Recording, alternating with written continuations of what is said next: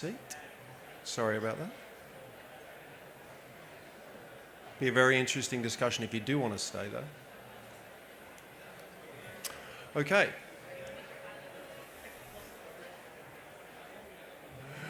Welcome everyone. My name's Tony Marr and I'm the Chief Executive at the National Farmers Federation of Australia. Today we've got an amazing panel. We're going to talk about how Australian farmers measure climate smart agriculture and sustainability frameworks. We have a framework in Australia that's been developed in partnership with the industry and government, which is really important. But we are going to hear from the people on the screen. So we've got David Johinke, who's the President of the Australian National Farmers Federation. He will be followed by Mr. Matteo Bartolini, who is also a farmer and National Vice President of the Confederation of Italian Agriculture. We will then hear from Sue McCluskey, who is Special Representative for Australian Agriculture, and Mr. Philippe Louis Odi Spagnol, who is the Business Intelligence and Advocacy Coordinator from CNA, which is the farm representative body for Brazil. So, great panel. Now, I will stop talking and I will invite DJ from the Australian National Farmers Federation to come and whip through a few slides. Over to you, DJ.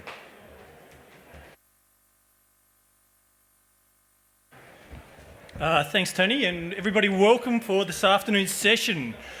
Before I kick too far into this, so title, everybody loves it.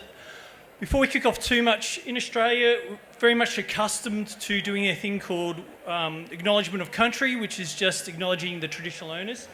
And we've done a special project in Australia about trying to identify both the products that Indigenous Australians have had in their culture, but also trying to help promote that and commercialise it as a system.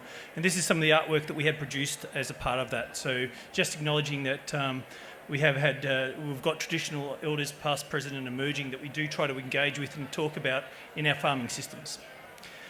So Australian ag. For those who have never been to the country, it's big. You would describe Australia as about 70% semi-arid, which means that we're a very dry continent. However, we all are very productive as well, especially in the coastal areas. If those who can see the screen, that productive areas allow us to do everything from horticulture to broadacre cropping, and that's where we derive a fair bit of value, noting that those semi-arid areas are very much livestock producing areas with natural pastures mainly, but producing cattle, which is our number one export and number one producer. And when you look at the challenges that we have in Australian agriculture, one of the big ones is the loss of that productive farmland, and that can be looked at the urban encroachment, because we are seeing the settlement into those high productive areas. We're also seeing the challenges where we're having the conundrum between food production and now carbon management or cultural management of land that is either producing offsets or taking that productive land out of the hands of farmers. Once again, noting that farmers manage about 55% of that land mass. We are very reliant on trade. So when we do talk about Australian ag, once again, we do trade on the fact that we've got a very renowned product. We've got a very strong brand, both in quality and also in the parameters of delivering what our consumer wants. But this is because we are also a very high cost environment, and that means that we have to be able to value add, making sure that when we talk about the price of the product is actually the value of the product, the environmental credentials, the credentials around OH&S, the credentials around the fact that we do have a very high pay, very high living standard in our country. And that makes up some of the great challenges of when we talk about changing the system and making the system affordable to our exporting nations. And when we look at the broader system of balancing that production versus the sustainability, it does then put into the framework that the world needs more food. As we progress on, the demand for protein is strengthening, especially in some of Australia's closest nations, in the Asiana sector, especially around either dairy and red meat, that seem to be some of the emerging middle class who really have an appetite for our product. And when you note that we're already exporting a large amount to these nations, the question around how do we continue to progress our sustainability standards as well as increase our productivity creates this dilemma of how do we ensure that we are producing that quality food with those credentials, and then also demonstrating that we are doing what we say we're doing. Because in the past in Australia, we've very much traded on the fact that we're clean and green, that we are some of the world's best producers. But how do you explain that to somebody in the framework of the new world of sustainability, in the new framework of ensuring that we have got our carbon credits in place and that we are, most of all, doing what we say we're doing? Which then brings us to what have we actually been able to achieve, and how will we describe it? One of the biggest things that we've been able to achieve in Australia is pushing down our greenhouse gas emissions, and it's almost into that double-digit number, which is quite incredible when you see the whole sector. But a part of that story is that we have lost some of our production capacity out of some of our livestock producing sectors, especially around the sheep and cattle industries.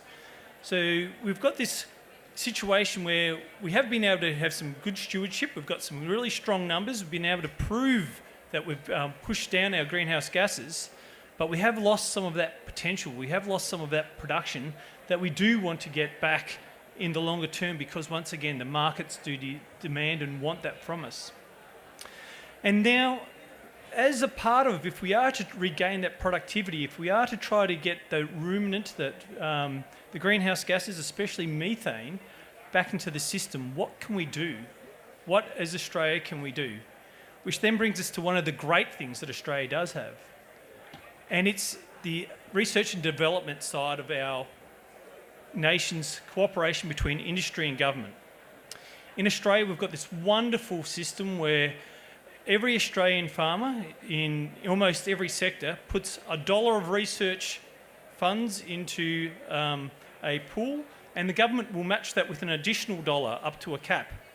And with that combined $1 for $1, we are able to leverage some really good research that tackles the exact issue of both productivity, sustainable productivity, but also some of this more critical thinking around greenhouse gas management.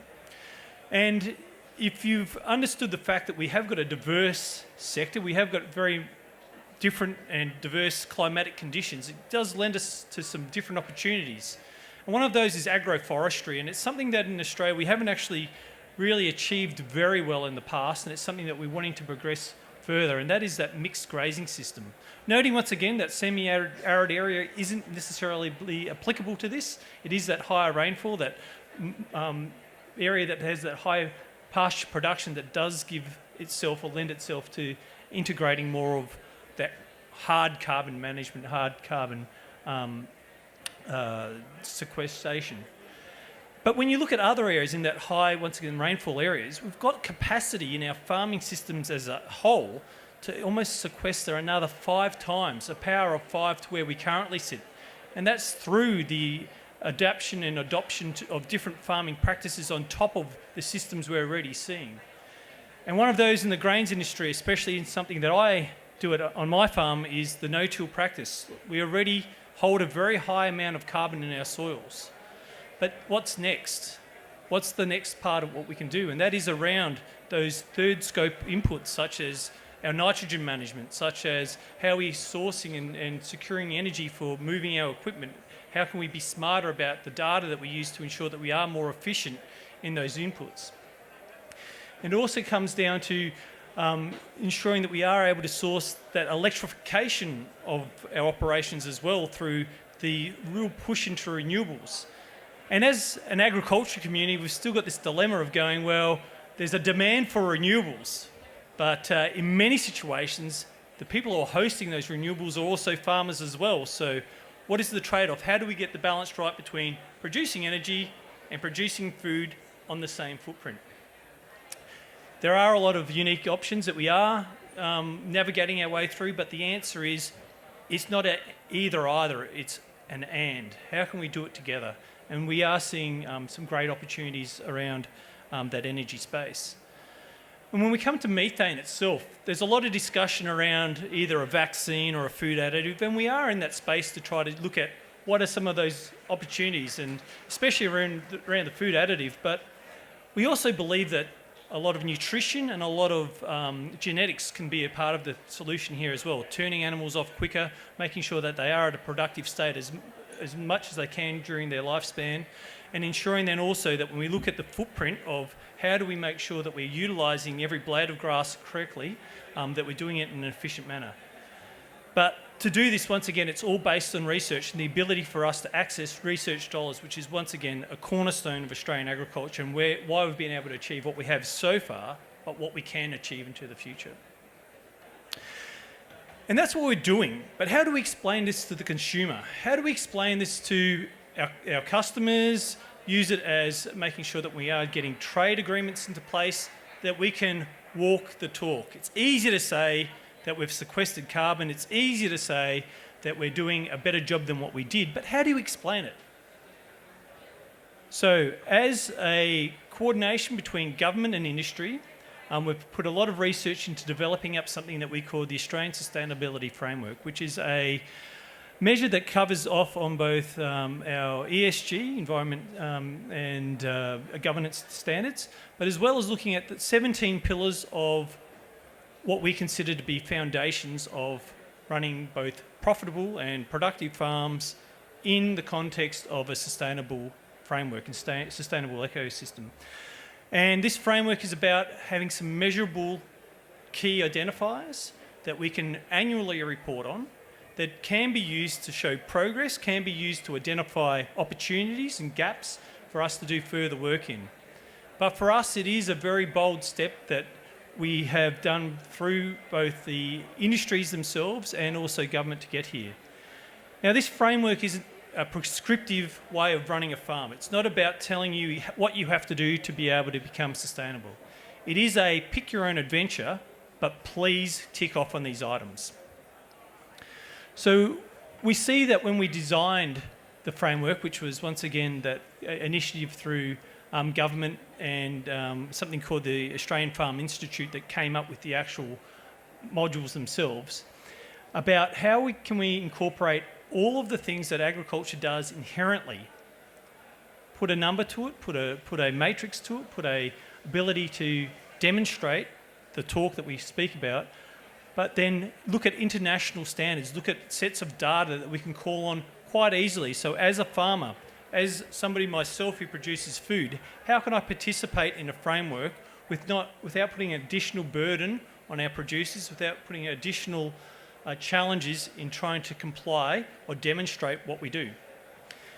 And the great news is that we have had a huge buy-in by many sectors that have actually been leading this even prior to the framework being released. And one of them, obviously, in our industry is cotton, have led the way in a lot of areas, but closely followed by our beef and our broadacre cropping as well, as far as examples of sustainable frameworks that do meet a lot of those 17 criteria of our framework. So for me, just to wrap it up, Australian agriculture is about ensuring that we're getting the balance right between being sustainable, making sure that we are keeping our productivity to the standards and heights that we enjoy at the moment, and giving the consumer what they want, that reliable information to ensure that we are doing what we talk about.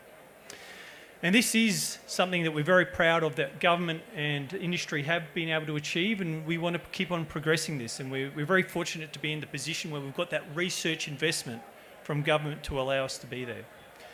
But then secondly, it is ensuring that we have got that framework in place that we can demonstrate what we are doing, that we are continuing to secure the demands of our consumers, the demand for food globally, in a safe and secure way, that we aren't degrading our lands, that we are making sure that we're reporting annually on our positioning, and that we've got something that when we are doing trade negotiation, when we are selling our produce, that we can hang our hat on, that there is evidence behind every word that we say.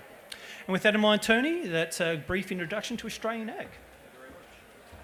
Thank you, DJ. That's great. We are biased and we do think that we are leading the world with this framework, but we have been lucky enough to have Matteo Bartoloni, who is the Vice President and also a farmer from the Italian Confederation of Agriculture. Matteo, I'd love to hear about what Italian agriculture is doing in terms of sustainable farming. So thank you, over to you. Thank you.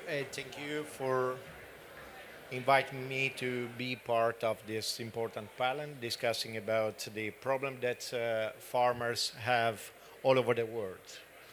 And I want to say thank you also for your presentation because it permit us to understand better the way that you are trying to approach the problems that we have.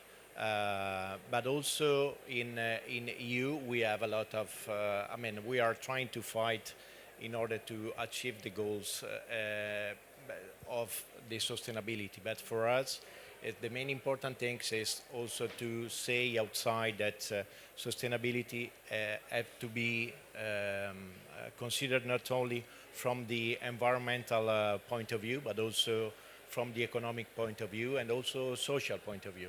Because farmers are not only producer of food, but also people who live in a rural areas, so they need to survive and they need an end.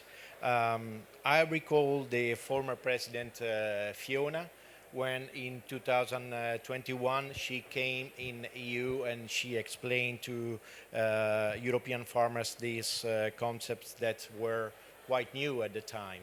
But it seems also that there's a good balance for, achieve the goals and maintain all the how do you say, the good way of thinking for the farmers in order to invest and to continue to produce the food. As a matter of fact, in the end, if there is no profitability or the way to make a profit in the future, there will be simply not a sustainability. So we do believe that we need to put in place all the three legs of the sustainability. This brief introduction is for me very important to be made as the baseline to start any sort of discussion on sustainability. And this is also the red line that we as Italian and European farmers always stress in every debate and before any public or private stakeholder. As the Australian farmers did, our farmers have also already reduced their carbon footprint and are committed to improve even more in climate mitigation and adaptation activities within a fair transition in these coming years, decades. But a fair transition for the European farming community means that the cost for shifting from a linear economic model to a more sustainable model have to be equality shared within the society. We cannot support that is always on the shoulder of the farmers. So we need that also the civil society keep in mind what we do for them. And this reflection is mirrored also in the current talks here in Baku, where our farming constituency is trying to convince the parties that agriculture is a crucial player in climate talks and its major role in combating climate change should be rewarded properly in the context of climate finance. Now I want to give you a couple of information on how EU try to act and the frameworks that we have in place. And I will talk about the anaerobic digestion and the role of carbon storage of the soil. Because even the sustainability principle and its three dimensions as our guidance in speaking about effective climate policies in agriculture. Now I would like to focus on some specific action that we think that are also the example of win-win. A win-win for the farmers, but also for a climate, and particularly in mitigating emission in the livestock sector, and therefore reducing the methane emission while producing valuable outputs. So I'm referring to the anaerobic digestion techniques which enable farmers to diversify their income through the production of biogas or biomethane and organic fertilizer from the treatment of slurry and agricultural residues, avoiding any leaks of methane in the process. And this technology is particularly important in the context of biocircular economy, because where the main effort is to avoid using or extract any additional fossil fuel from soil, but in the meantime allows also farmers to produce energy and other output from the agricultural byproducts, such as the production and use of digestates that can be used also as organic fertilizers to grow crops. And in addition, the gas or the methane generated by the organic waste can be transformed and reused also as a biofuel for heating system or for automotive industry and other scopes, for instance. But this is a smart and win-win solution for farmers and public society, as it allows to produce biogas instead of extracting methane or gas from soil or consuming a huge amount of energy to produce synthetic fertilizer. In EU, we have quite good experience with this technology, and by 2030, there will be an increase in the biogas production, also led by investments made in these years to the shifts from the Russian supply of natural gas and diversity the supply. Another solution, as I said before, which we are testing in Europe, is creating of carbon credits voluntary markets. This is from 2021, the European Union institutions that are starting to explore this viable solution to reward carbon farming practices such as agroforestry.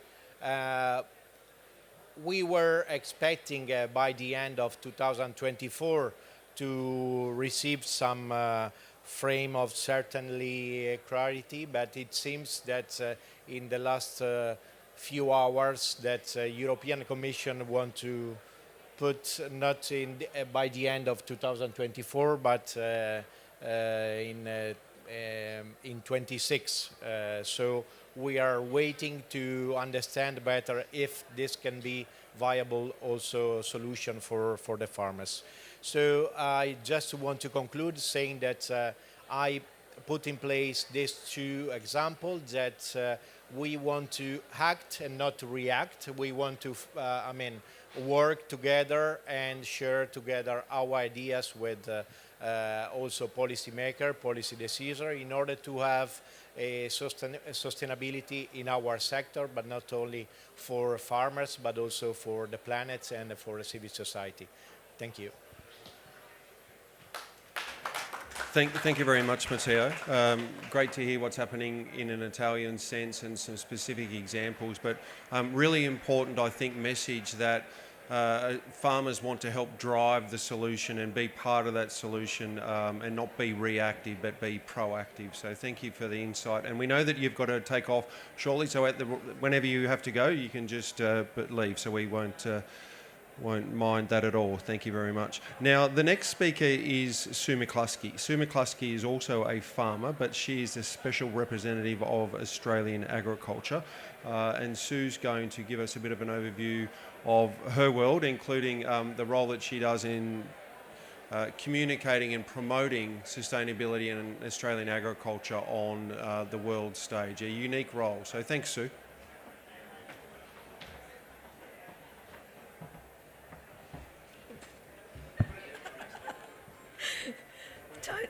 Tony's about a foot taller than me, and you have to excuse my voice, it's rapidly going. So thank you, everyone. It's a pleasure to be here. I'm actually going to pick up on some of what DJ talked about, but focus really on the pathways to actually implementation of climate smart agriculture.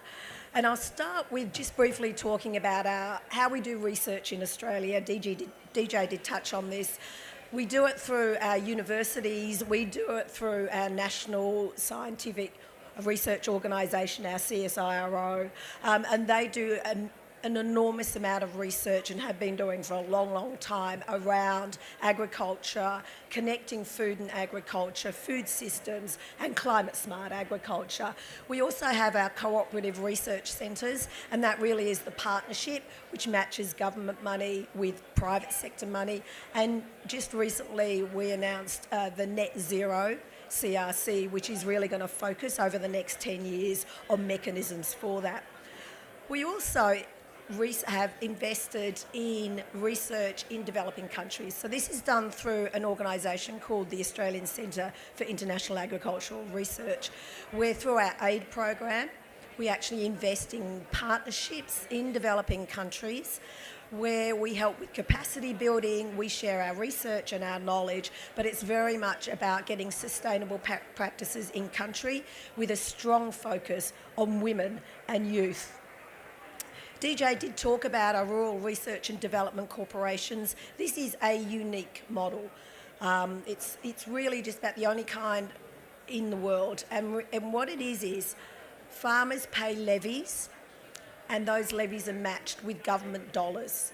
And there are 15 different research and development corporations that go to individual industry sectors.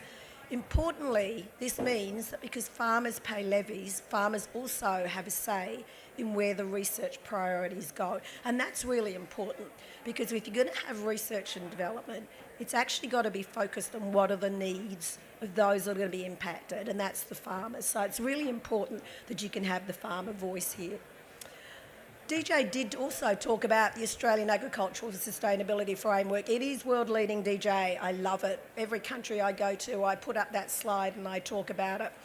But it's at the very strategic level. It is that strategic narrative of Australian agriculture's commitment to sustainability that does align with ESG principles and with the SDGs. But what does that mean for farmers? What sits below that overarching sustainability framework is individual industry sector frameworks. So once again, DJ talked about this, the beef sustainability framework, the sheep sustainability framework, there's the horticulture sustainability framework, and that focuses very much on what are the pathways to deliver climate smart agriculture for farmers themselves. It helps deliver the tools, and our research and development corporations also help with capacity building around that. We also have a number of related different best management practice schemes. We have a whole lot of tools that have been growing. We have an absolute plethora of carbon calculators that actually can help farmers. So farmers can go in and have a look at what are the tools that can help them measure, that can understand what their baseline is, so they can make decisions about how they want to participate. And that once again goes across a whole range of different industry sectors. We have world-leading traceability system. And this traceability system, as Tony said, I'm a cattle farmer. This is electronic identification. It actually tracks paddock to plate. The system is being improved all the time. We have a database, so it doesn't matter where in the country that you may actually need to be able to track an animal. If there was an incursion, you can shut down the absolute where that animal is, which means you're not shutting down the whole country if we were to have an incursion. What we're looking at doing now with this traceability system is being able to use the databases to be able to say, can we get even more information now back to the farmer based on that electronic identification, to be able to provide them with information on their carcass, which will start to give information basically back to the farmer around sustainability and other measures that they can actually track back. We've also got our net zero by 2050 sectoral plans. So Australia has 6 different sectoral plans, of which agriculture is one of them. And the agriculture and land sector plan is in co-design at the moment.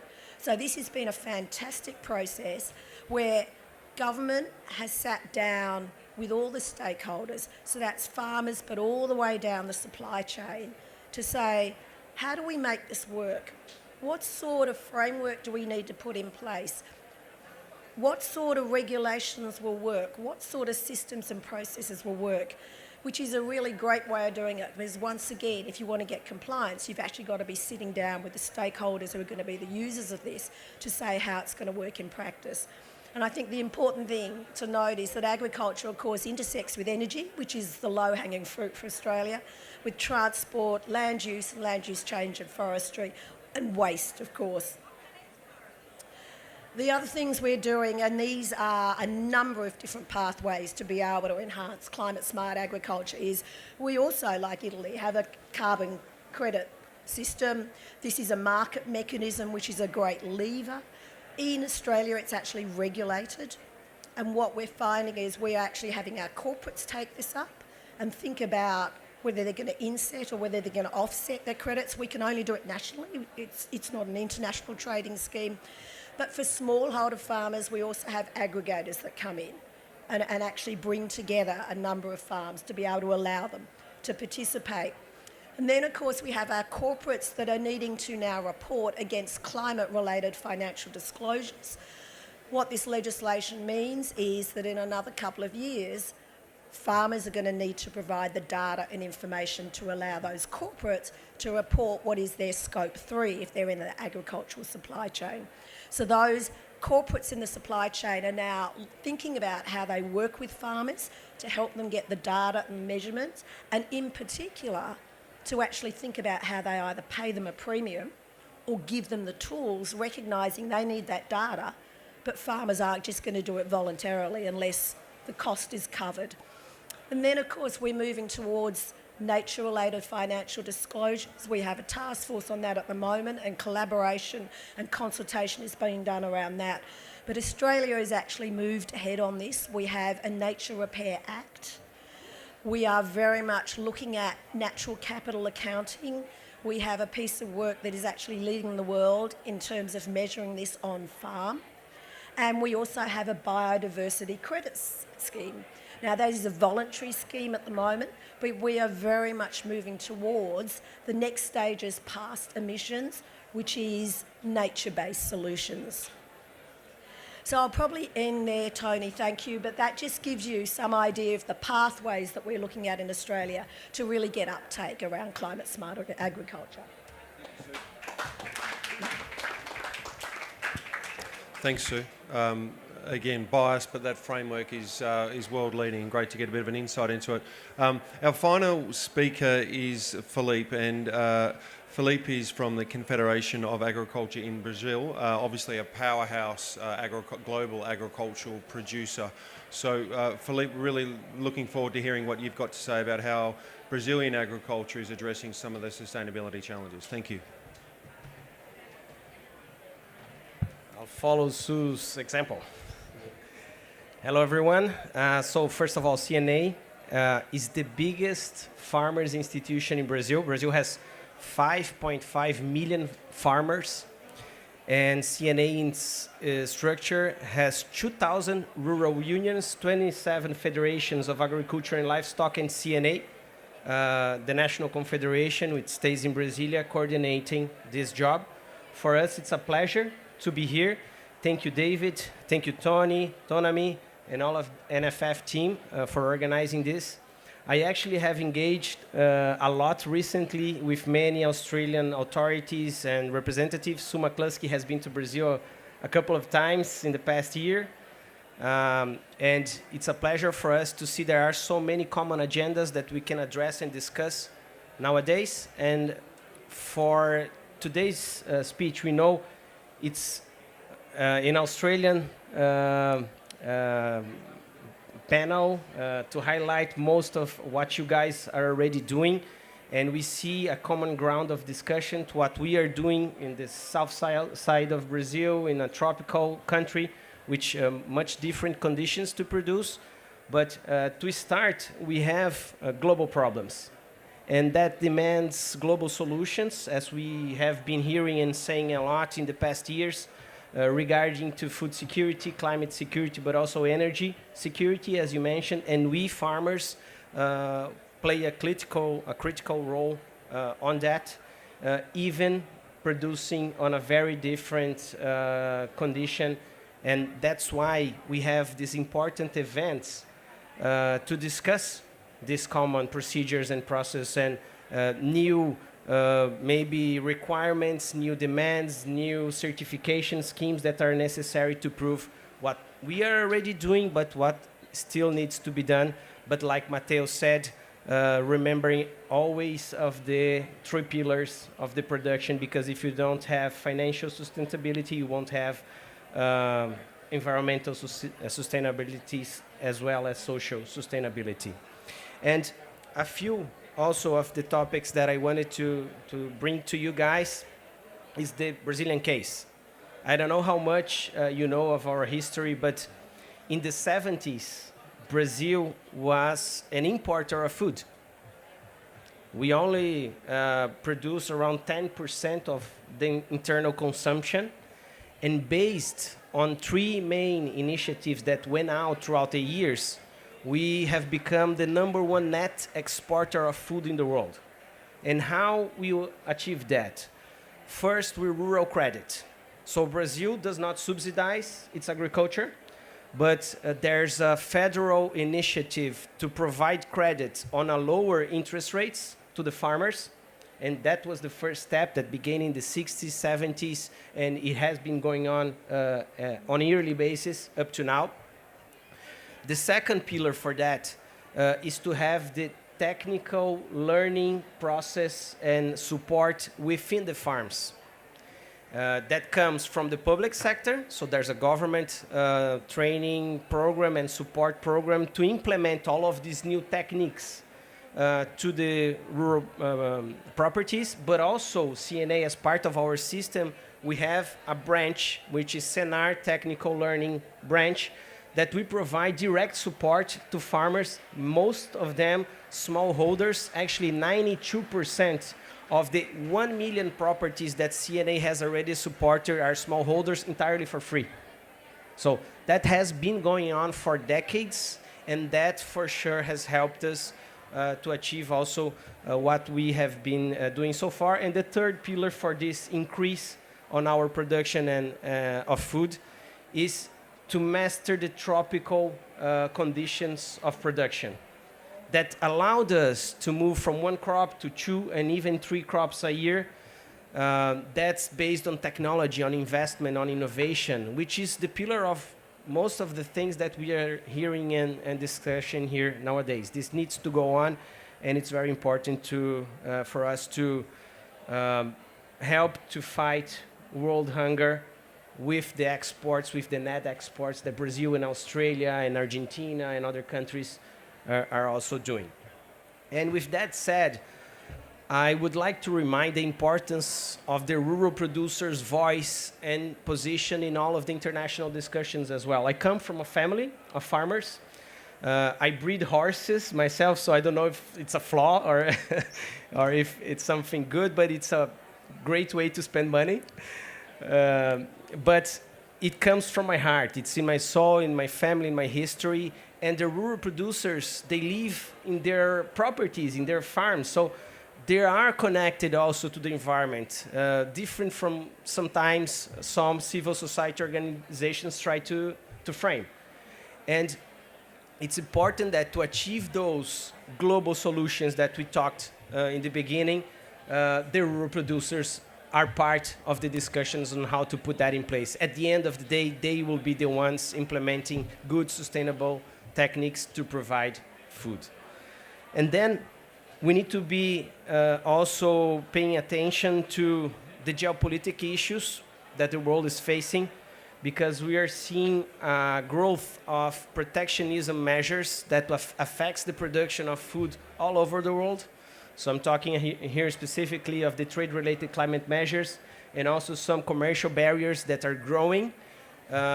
It shouldn't be done that way. In our perspective, it should be on a positive and incentive way to do this just transition in order to not exclude smallholders or those that don't have the conditions to implement these new production schemes, but to emphasize the good thing that we are already doing to share these good practices all over the world and make sure we incentive and finance all of this green transition that we all want. Finally, I will bring into the attention something that is now happening in Brazil. We are here in Baku, which is actually a very impressive and beautiful city. I think I'm greatly impressed. I imagine most of you are also. And that gives us a problem, DJ, because they are organizing so well this COP. And then for COP30, we have a huge problem because the standards are really high for next year. But while we're here, there's the G20 meetings happening in Brazil. Today is the last day of the ministerial meeting there, but we already have the official declaration of the G20 ministers meeting. It has three main resolutions. First, we need to fight poverty and hunger through a global alliance. And that demands more food, that demands more production. Of course, using less inputs, of course, being more environmental friendly, but to produce more, not less. Second, it needs to be based on a sustainable production. So we saw great examples here from Australia. Probably all of us will also, if had enough time, would like to showcase all of those sustainable practices, but the importance is, this is in the main objective of the world leaders, and we need to be emphasized throughout the time. Third pillar, or third main resolution of G20 declaration is the reform of the multilateral organizations. We here standing, in front of FAO pavilion, understand the importance of those multilateral organizations, also United Nations, also WTO framework of discussion, and it's important all of us together to help create this important space of discussion on an open dialogue on not equal conditions to discuss, because it needs to be something that understands the reality of the different country, the different level of development, and the different condition of production, but on justice-based framework or context. And this is something that only those multilateral organizations and regulations can do.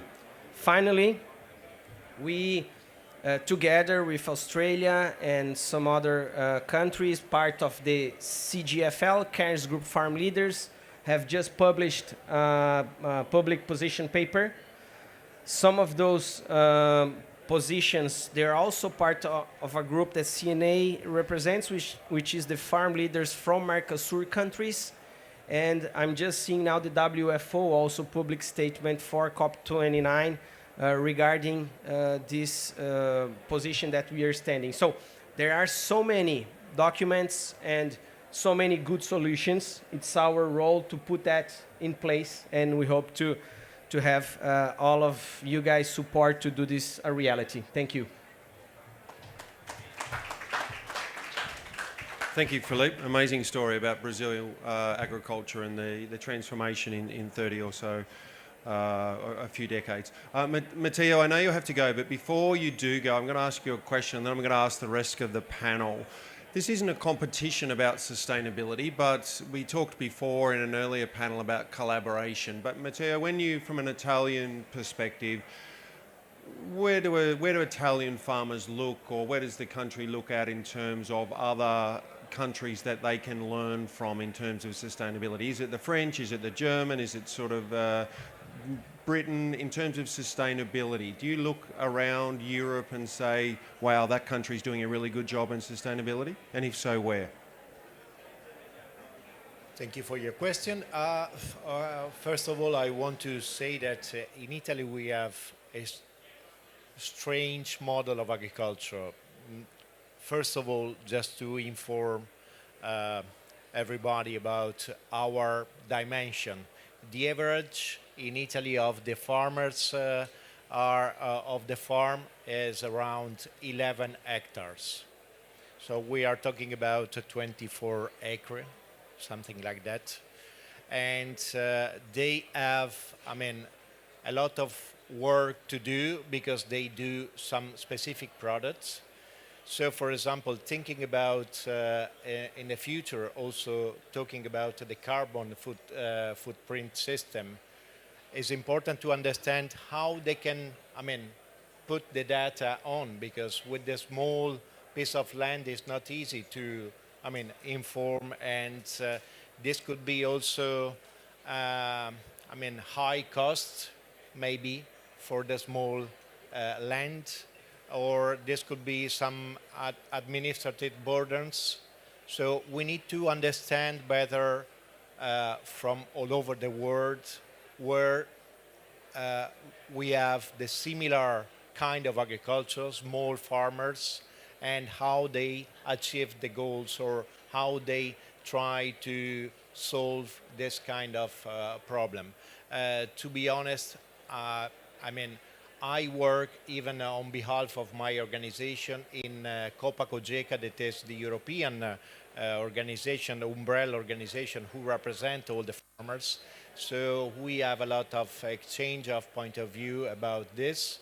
But to be honest, we have completely different, I mean, approach from the climate point of view, from the size of farms point of view, from the model of agriculture that for in Italy we have a lot of small quality products, and so we have a small production but a lot of biodiversity. So we need to, I mean, there is no one solution for everything, and I do believe that we need to start to think that we also have to be flexible and listen and keep the good news and the good example, the best practices for each specific area. Absolutely, yeah, thank you. I think that point is a really important one, and it was made. So thank you for that. Sue, I'm going to ask you, you've travelled a little bit talking about sustainability and talked to lots of farmers, and I don't want to sort of focus on the competition aspect, but in the spirit of learning from each other and sharing from farmers, because they do face a whole range of very similar issues. Where have you seen that farmers and agriculture are doing sustainability really well? Thanks, Tony. Look, as I go around the world, I see great examples in so many different areas. When I've been in Brazil, around the research, working in soils and soil health, has been really terrific. And for me, I've come back and said, how do we connect the researchers between our countries so we can share that? I was recently in the UK where they're doing some fantastic work around natural capital and nature positive work. Because they've gone through Brexit, they're now actually repurposing their subsidies for better environmental outcomes. So I think that's another learning for our countries. Those of us who are farmers are not subsidised. The focus is on productivity and profitability. And I think we do need to be thinking about the billions of dollars that go into subsidies around the world that actually can be environmentally harmful, and how we can have that narrative around repurposing, particularly as we all agree that we do need to think about climate smart agriculture. We are committed to more sustainable practices. We are all committed to food security. And so I think that is something that really we can learn from each other and say that we need to pursue. And then, you know, Ireland is doing some great things around branding, around methane, so is New Zealand. But I think really you picked it up really well. There's no one size fits all. That Australian agricultural sustainability framework, I think, is something we share. Everywhere I go, I share it and say other countries can pick this up. But the competition then comes from how you actually make the practices fit for purpose for your own farmers, for your own climatic conditions, for your own production systems, for your own trade and market access situation. And that's where the competition can be healthy. Thanks, Sue. Philippe, from South America, lots of competing countries down there. What's the sharing situation like between Argentina, Paraguay, Uruguay, Brazil, Chile? Who would be, a benchmark or a comparison, if there is one? I totally appreciate that it's different from one farm and one country to the next, but where do you look? Actually, from the farm group, which is Farm Leaders Association of Mercosul, so the acronym is for that. Very good one, actually. We discuss good practices and we try to share that on a very practical way because it needs to be fit to purpose, very well said.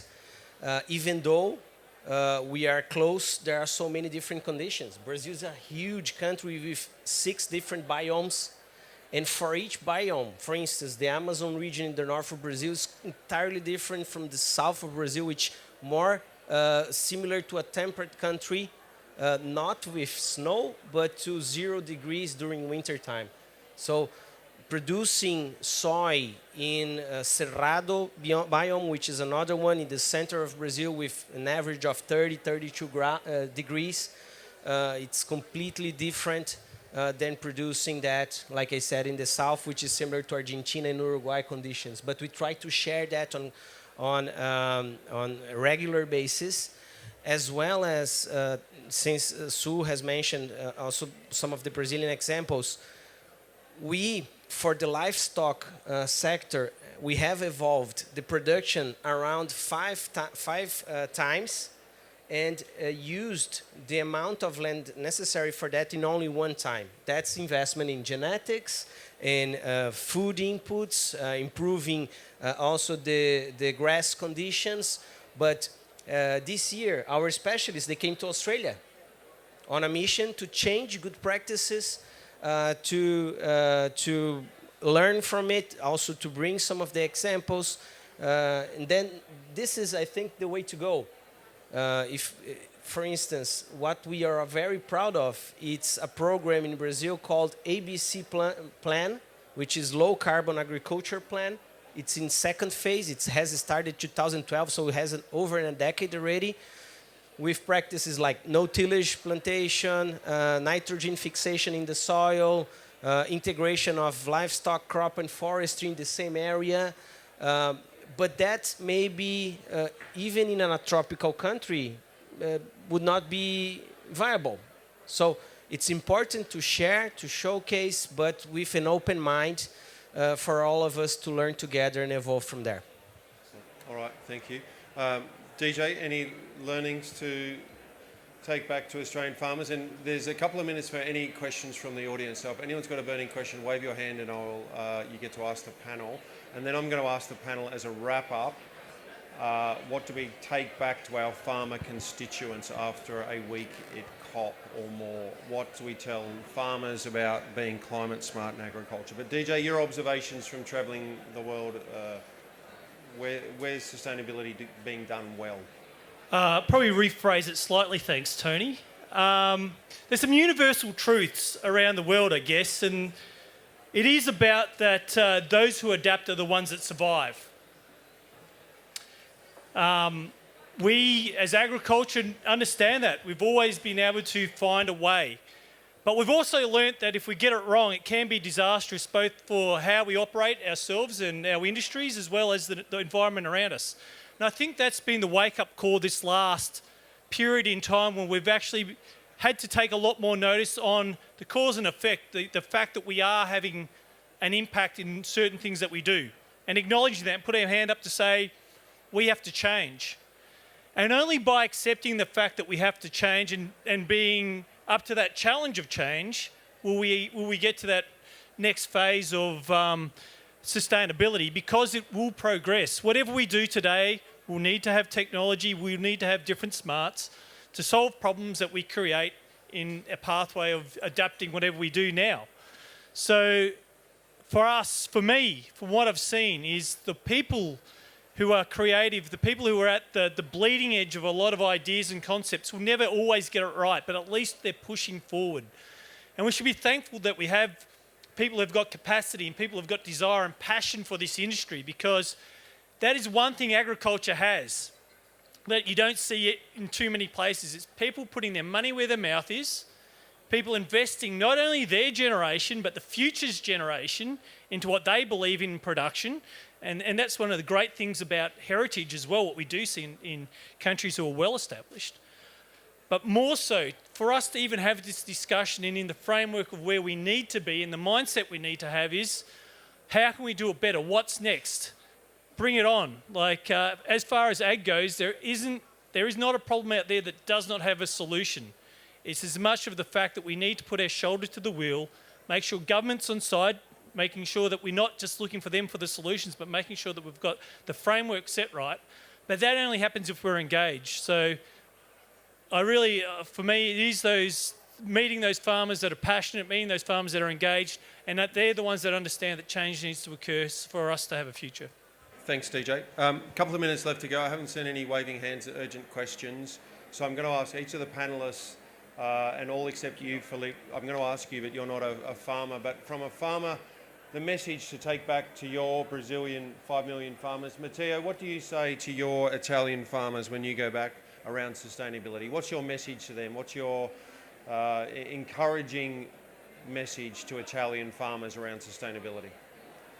You know, as I said at the beginning of my speech, I feel myself in the middle of the problem because I go back home and I try to say to my farmers that we need to do something for climate solution, but in the meantime, the farmers say we cannot lose our farms. We cannot. I mean, we are not able to resist from the situation that we have in front of us.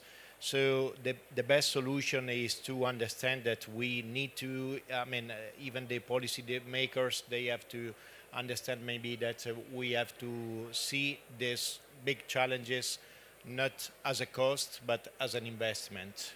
Putting in place young that are the future of farming, putting in place that also the consideration that the young people are more open to solve the solution even using the new technologies. And this is another of the main problem that we have in EU because the only 6% of farmers are under 35 years old. And we have around 1/3 of the farmers in EU that are older than 60 years old. So, I mean, we need to facilitate reshaping agriculture from the model of agriculture, the model of cultivating farms, and also in the last but not least, also to communicate what we do when we produce something to the civil society in order to put not against the farmers, the environmentalists, but put together the environmentalists with the farmers, because we are part of the solution. Thank you. Investment in sustainability is exactly that, an investment, and communicate what it is that we're doing. Thank you. Sue, what's the message to a shed full of Australian farmers? Well, it's actually interesting because the clear thing for me coming from COP last year to this year is we're no longer talking about the why, it's the how. And so for me, the message going back is our farmers can and must be part of the solution. They produce healthy, nutritious, clean, safe food and fibre, which is essential for everyone around the world. How do we work with you to help you get that around the how with the process you need, the support you need, the capacity building you need that actually works in practice so we can accelerate the pathway to the outcomes we want. Thank you. Philippe, you're going to host COP next year, or Brazil is, and your 5.5 million farmers, some of them might say, Philippe, we're not hosting COP, we don't want that climate rubbish, we don't want that sustainability. What are you going to say to them? Well, Tony, this is actually my first COP. I've been at CNA for 2 years, and I would like to give a positive message, but I'm concerned. I'm concerned because there has been a proliferation of trade barriers that will impact the farmers not only in Brazil but worldwide. And let me give an example of the UGR, since we have Italy here in the table as well. It will bring an extra burden and complexity to trade that will simply exclude smallholders of the process.